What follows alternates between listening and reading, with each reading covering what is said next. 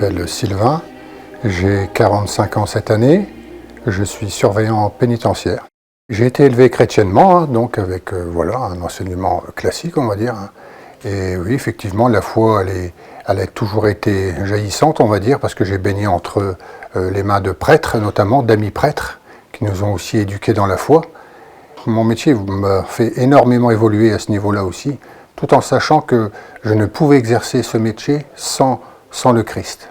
Parce que dès ma première entrée dans le premier établissement, en fait, je suis arrivé avec une boule au ventre incroyable, un mal-être. Et je me suis dit, le premier jour, que je ne pourrais pas faire ce métier-là. Parce que trop dur, parce que l'enfermement, enfin bref, une oppression constante. J'ai dit, ok, je suis partant, mais il faut que Jésus soit avec moi, il faut vraiment que ça soit dans la prière.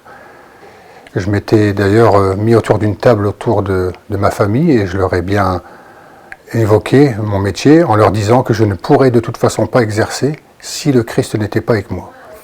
Et puis on est parti tout en allant dans cette direction. Aujourd'hui, j'ai 13 ans d'ancienneté.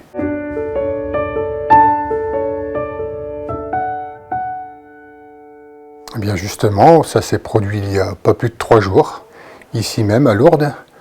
En fait, voilà, on se préparait pour la procession mariale à 21h. Voilà, au moment où on a commencé à poser Marie, j'ai tourné mon regard et j'ai croisé un ancien détenu que j'ai connu pendant 6 années consécutives et qui m'a donné une poignée de main avec un regard inqualifiable. Tellement c'était beau, enfin vraiment c'était un très très bel échange avec vraiment un beau regard. Par ce geste-là, avec cet ancien détenu, j'ai vraiment vu dans son regard le Christ, carrément. C'était ces échanges-là, c'est Jésus qui est en l'autre, qui est dans l'autre personne, et qui est en moi en même temps. Enfin, c'est assez. On ne mesure pas tout à ce moment-là, mais pourtant c'est bel et bien ça. Dieu est présent dans l'œil du vieillard, dans l'œil du détenu, dans différentes personnes comme ça, et dans la vie de tous les jours, on ne s'en rend pas forcément compte.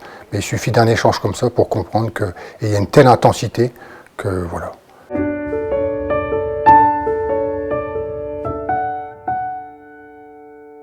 La miséricorde dans ma vie, ça change un homme, ça l'apaise. Il faut aujourd'hui qu'on soit miséricordieux si on veut avancer, si on veut être en paix avec nous-mêmes, en paix avec les autres. Tout ce monde-là dans lequel nous vivons, on devrait tous avoir cette miséricorde. Alors c'est peut-être facile de le dire comme ça, hein, mais pourtant, voilà, il faut apprendre ce geste tendre qu'est la miséricorde, tout simplement.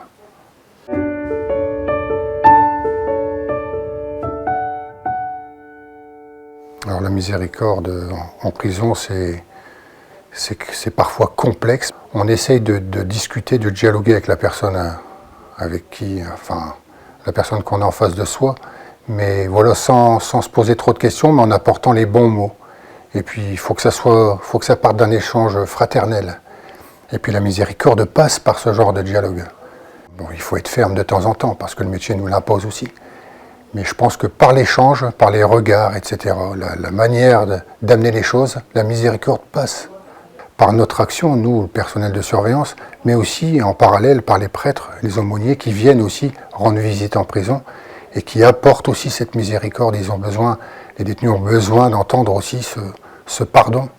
Alors moi, tous les jours, je confie avant de partir au travail ma journée. Les gens que je vais rencontrer, les belles choses que je vais vivre, les moins bonnes aussi, et m'aider aussi à les surmonter, parce que la vie en prison, une journée peut vite se transformer Mais bon, en général, ça se passe bien.